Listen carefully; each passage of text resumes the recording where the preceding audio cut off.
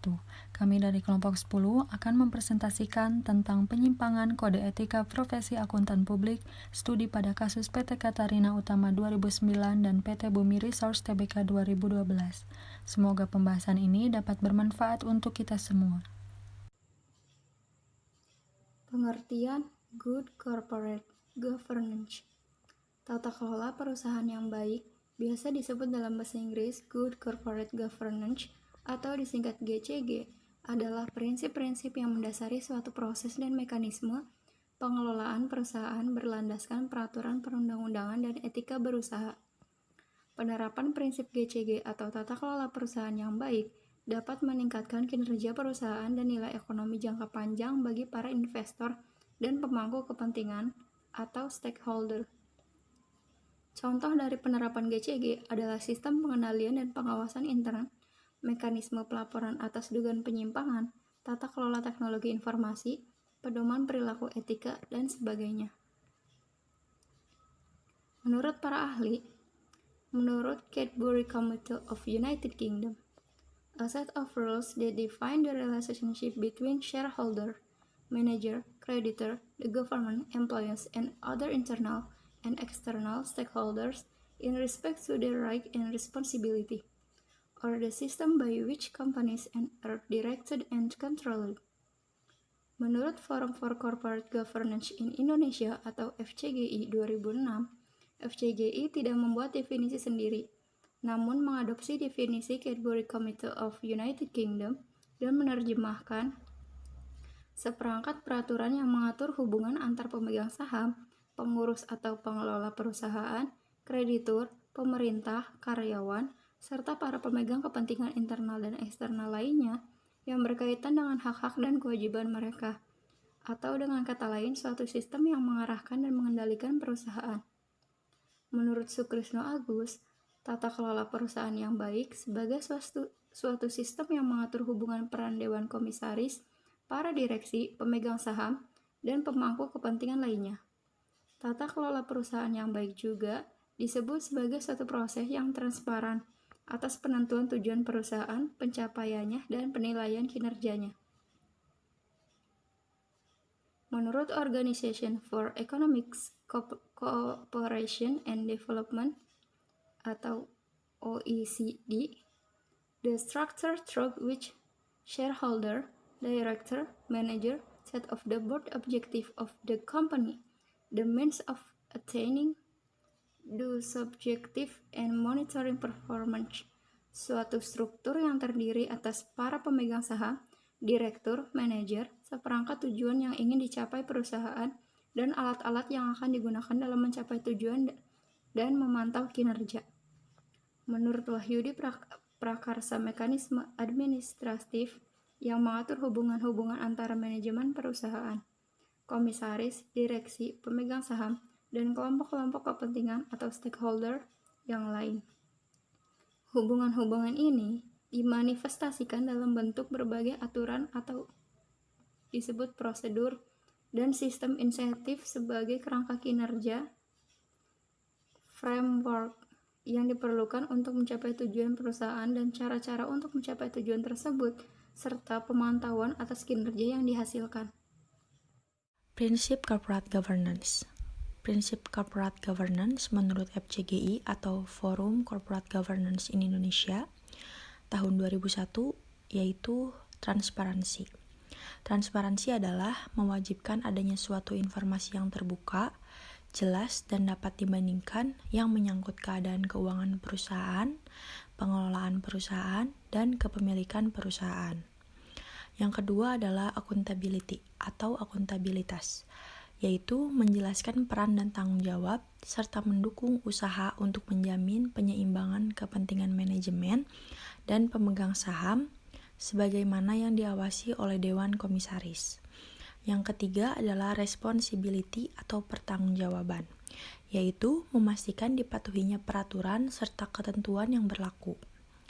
Dan yang keempat adalah independensi, yaitu memastikan tidak adanya campur tangan pihak di luar lingkungan perusahaan terhadap berbagai keputusan yang akan diambil oleh perusahaan. Dan yang terakhir yaitu fairness atau keadilan, yaitu menjamin perlindungan hak-hak para pemegang saham, baik minoritas dan asing, serta menjamin terlaksananya komitmen dengan para investor. Kasus 1. PT Katarina Utama. Badan Pengawas Pasar Modal dan Lembaga Keuangan masih melakukan pemeriksaan terhadap adanya dugaan penyelewengan dana penawaran saham perdana yang dilakukan PT Katarina Utama. Menurutnya, manajemen perusahaan di bidang jasa penyewaan menara tersebut diduga melakukan penyelewengan atas dana IPO 2009 sebesar 33,6 miliar. Dana yang sedianya akan digunakan untuk memberi peralatan modal kerja serta menambah kantor cabang tidak digunakan sebagaimana mestinya. Hingga saat ini, manajemen perseroan belum melakukan realisasi sebagaimana mestinya. Dari dana hasil penawaran umum, saham perdana sebesar 33,6 miliar. Dana yang digunakan hanya berkisar antara 4-5 miliar sehingga besar kemungkinan telah terjadi penyelewengan dana publik sebesar 28-29 miliar.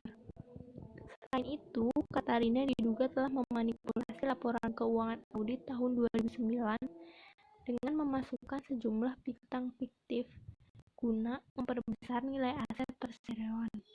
Dalam laporan keuangan auditan tahun 2009, perseroan mencantumkan adanya piutang dari PT Media Internal Graha sebesar 8,606 miliar dan mencantumkan pemasukan pendapatan dari MIG sebesar 6,775 miliar.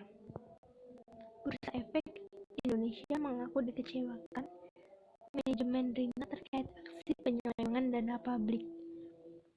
BI ini masih mengkaji sejauh mana penyelewengan yang dilakukan manajemen. BI akan meminta perusahaan yang bersangkutan melakukan penghapusan pencatatan saham secara sukarela jika perseroan melakukan perubahan komposisi manajemen dan pemegang saham tanpa pengetahuan otoritas bursa. Solusinya yaitu seharusnya PT Katarina Utama menyampaikan informasi dengan benar, seperti disampaikan bahwa manajemen Rina telah memanipulasi laporan keuangan dengan memasukkan sejumlah piutang fiktif guna memperbesar nilai aset perseroan dan memperbesar nilai pendapatan, sehingga informasi yang diterima oleh para pemangku kepentingan menjadi tidak akurat yang mengakibatkan para pemangku kepentingan seperti investor menjadi salah mengambil keputusan. PT Katarina Utama telah melanggar prinsip transparansi, keterbukaan dalam penyampaian informasi. Meskipun merupakan bagian internal dari PT Katarina Utama, pihak yang bertanggung jawab membuat laporan keuangan haruslah membuat laporan keuangan sesuai nilai yang sebenarnya, tanpa manipulasi, tanpa terpengaruh pihak manajemen. Meskipun pihak manajemen menginginkan adanya manipulasi. Adanya manipulasi laporan keuangan menunjukkan bahwa divisi keuangan yang membuat laporan tersebut tidak independen.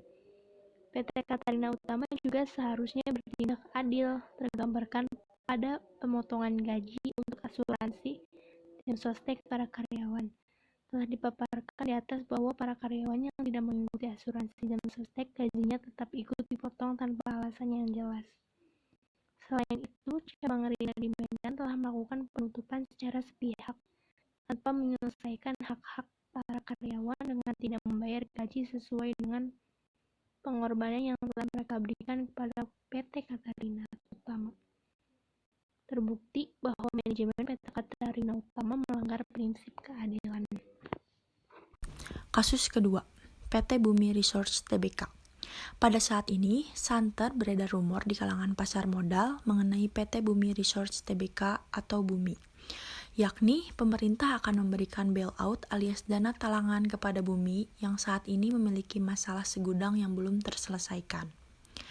Pertama, Bumi memiliki utang yang cukup besar sehingga banyak pihak yang pesimistis akan kemampuan perusahaan batubara ini dalam menyelesaikan kewajibannya.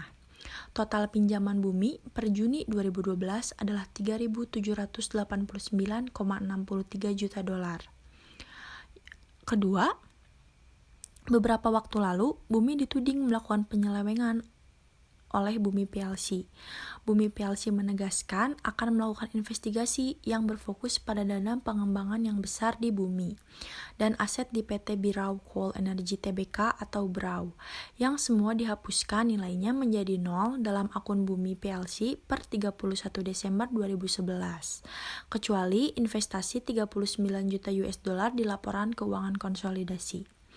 Ketiga, setelah dituding melakukan penyelewengan dana oleh Bumi PLC, outlook peringkat utang bumi diturunkan oleh sejumlah perusahaan pemeringkat internasional. Mereka adalah Moody Investor Service dan Standard & Poor. Pemangkasan outlook perangkat utang tentunya akan berdampak pada upaya bumi untuk mendapatkan akses ke pasar modal, di mana investor mempertanyakan kemampuan perusahaan batubara ini dalam mengembalikan pinjamannya. Banyaknya permasalahan itu yang kemudian memicu mencuatnya rumor bailout tersebut. Saat ini, Bumi merupakan salah satu perusahaan batubara terbesar di Indonesia.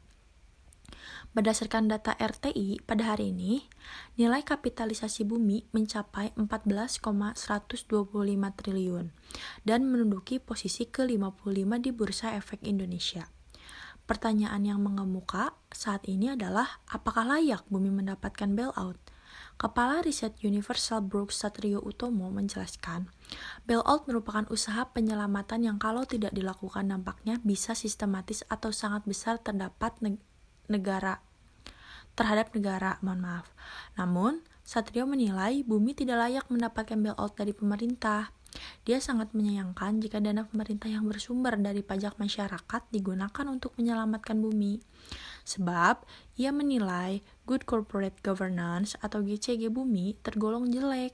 Pembayaran utang anak usaha grup Bakri ini sejak 2008 kerap mengalami rescheduling.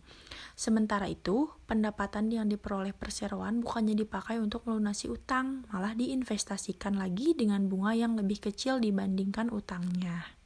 Pemangkasan outlook perangkat utang tentunya akan berdampak pada upaya Bumi untuk mendapatkan akses ke pasar modal, di mana investor mempertanyakan kemampuan perusahaan batubara ini dalam mengembalikan pinjamannya.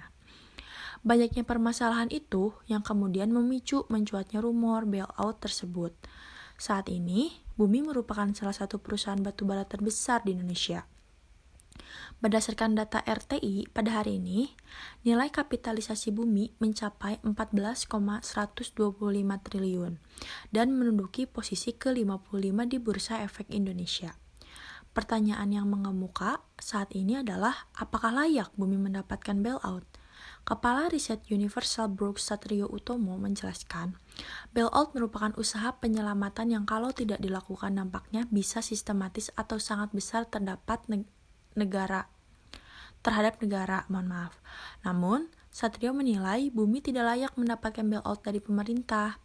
Dia sangat menyayangkan jika dana pemerintah yang bersumber dari pajak masyarakat digunakan untuk menyelamatkan Bumi. Sebab, ia menilai Good Corporate Governance atau GCG Bumi tergolong jelek.